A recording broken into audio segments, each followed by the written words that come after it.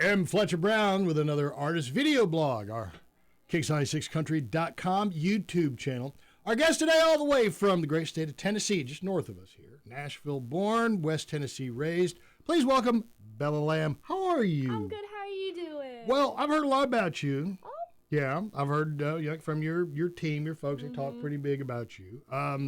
Your single, that's some good stuff. Well, thank you. I appreciate it. All right, so we're gonna get into everything. We're gonna get into all things Bella. She jumps in boots first, as you'll learn. And we're gonna start with your story, even before music. Mm-hmm. It's pretty wild. Yeah, I think growing up when I used to tell people about myself, they thought I was lying a lot of the time. Yeah. Yeah. All right, so now you are one of a small number, but it's there, of Asian American country music artists. Yes, sir. All right, so now your grandfather was a Chinese immigrant. Yes, sir. And your father, he's the one who put the passion, the love of music in you. Yes, sir. But your father's the one who taught you how to play guitar. Absolutely, yeah. So my grandpa was very strict on everybody. He Okay. was like, everybody has to learn an instrument. They have to be well-rounded. So growing up, my dad was always playing music around the house. We used to swim in the pool, me and my older sister, and he would be playing Grateful Dead while he was grilling out there. I like Granddad. And so it was a lot of fun. My grandpa was classically trained, and my dad, he may be a doctor, but he went to undergrad for music too. Oh, okay. So everybody in my family plays music. I'm just the only one who was like, hey, I kind of want to do that all the time, all day, every day. Well, that was kind of what I was going to talk about. It's like some of your early as a child playing, learning how to play, you played with your sisters. Is that correct? Yeah, my dad, my sister, and I had a band. Mm-hmm. That was just like a little garage band that we had, and I played the guitar, or I played the drums, and I sang at the same time. My sister was on bass, my dad played guitar, and we called ourselves MPEG. Because here's the thing, my favorite animal when I was real little was a puppy. After that, it was horses. It changed a lot, you know what I mean? And my dad, this was like in middle school, and he was like, well, we're going to name the group MPEG. And I was like, why? And he goes, well, my favorite animal's a monkey, your favorite animal's a puppy dog, and Katie's favorite animal, that's my sister, is an elephant. And I was like, well, so he named it himself. He was like, my favorite animal was a puppy dog anymore. Oh, group. Monkey, puppy dog, elephant group. I was going to say giraffe. That's why she's smarter than me. Yeah.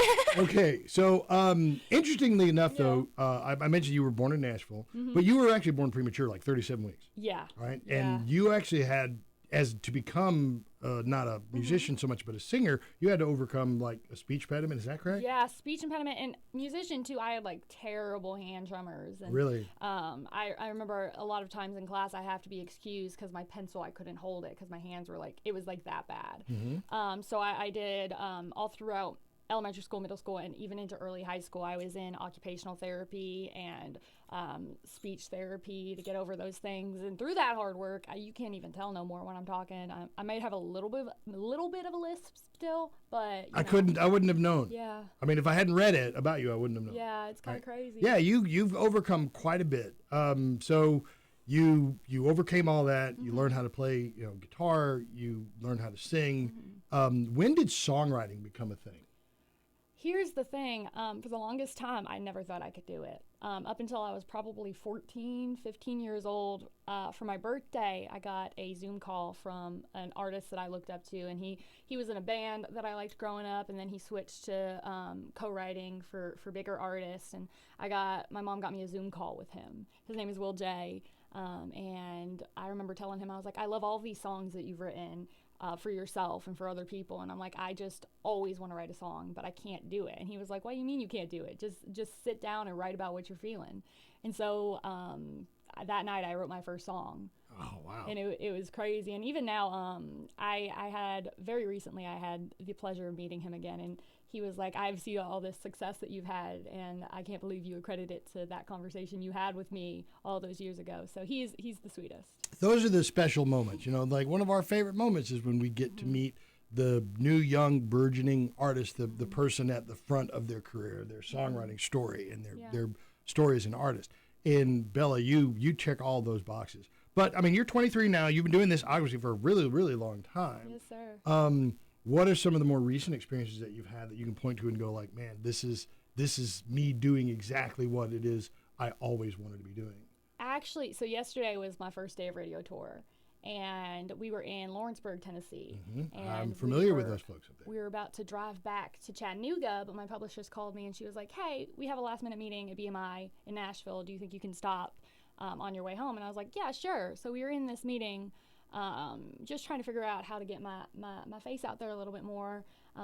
And she was the sweetest ever. We met with Marianne, and she was like, well, hey, we have a #1 party tonight. Do you want to come? And I was like, sure. Just invited me to a #1 party in the lobby at BMI, and it happened to be this. I grew up on rock music too, rock and country, and there was this more modern rock band. Their name is Sleep Theory, and they had 3 #1 hits, and it was my first time like actually seeing them. And they were like, their lead singer was talking, and he was like, I wouldn't have had this chance for all of these #1s if somebody hadn't taken a chance on the little guy. And just hearing them talk and hearing all those experiences made me very, very inspired. And it was just kind of crazy that I happened to be in town first day, and they happened to be from Memphis, Tennessee, which I'm from right outside of there. And we happened to shoot a music video at the same place within the same few weeks. And it just felt kind of like the world was colliding and telling me that something's going right. Absolutely. I'm familiar with Sleep Theory. My son-in-law, I think they're one of his favorite bands. Yeah. He was talking about them some time ago to me, and him and my daughter had gone to see them, I think in Atlanta somewhere. So I love when you can draw those connections and things like that. Well, let's talk about your music. Let's talk about the current song. Let's talk about Bootfirst. Yes, sir. A real up-tempo tune. Now, to me, it sounds like a young woman who's just saying, like, you know what? This is my life, and I'm going to live it. I don't do anything a little bit. No, sir. Is that one that you wrote, or is that one that you heard and said, I want that song for me? It's one that I co-wrote. Okay. So I do this thing where I like to write, I think of 10 titles every single day, and I always try to come up with like something around the title, but if I think it's a good title, I write it down. And so I went into this co-write. It was my first ever co-write, so it was a Bootfirst in itself, and it was with Kaylee Lowe and Jessica Kane. And it was very crazy. I handed them my book of songs, and I was like, these are all my ideas. And we just sat down and we wrote Bootfirst. And it was very scary because co-writing is something very intimate and something scary. It was my first one ever. But I think the idea for the song kind of came out how I was nervous, and they knew it, and they were like, well, we're going to write a fun one. So we did. And that's where Bootfirst came from. Oh, and it's a pretty good up-tempo song. And it's like, what was the feeling going into it? Did you know when you had the title that this was what that song was going to be about?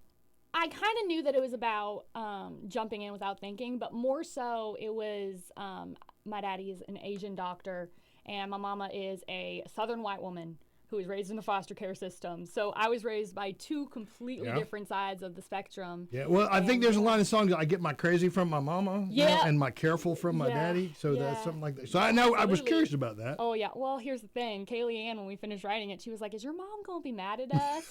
She went out to the car because my mom went to pick me up afterwards. My mama doesn't like me driving around Nashville by myself. She may be crazy, but she's not careful. Stupid.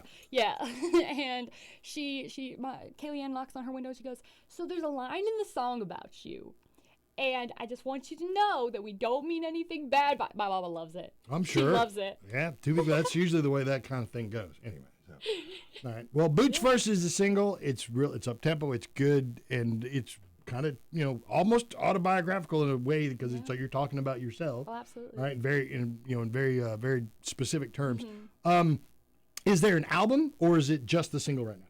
Well, we're working on some stuff. Okay. I've been in the studio, and I've been in lots of co-writes, and we got lots of things in the works, but I'm not quite sure I'm allowed to talk about them yet. Okay, well, we'll be patient. We'll try to calm down. We'll try to be patient. Yeah. So if somebody is hearing this and they're thinking, man, Bella Lam sounds really cool, and she's got a great story, and I want to hear everything I can and learn everything I can about Bella Lam, where do the folks go to find you on the interwebs? Oh, absolutely. You can go to BellaLamMusic.com. That is BellaLammusic.com. Or follow me on all of my socials at It's Bella Lam, ITSBellaLam. All right. Bootfirst is the single. You want to hear it? Call us at Kicks 96. We'll gladly play it for you. Look for a live performance from Bella Lam elsewhere here on our YouTube channel. Bella, it's good to meet you. It's good to meet you. Thank you for coming and visiting us. Thank you for having me. And we're pretty doggone close to Nashville, so you come on down here whenever and bring Mama with you if you want to. She's in the car right now. Really? Yes, sir. Mom, you didn't have to sit in the car. She goes, I'm waiting in the car. You're allowed to come into the building. I'm just saying. All right? Thank you so much, Bella, for being here. Thank you. We'll see you next time on another Artist Video Blog, KicksOn86Country.com. So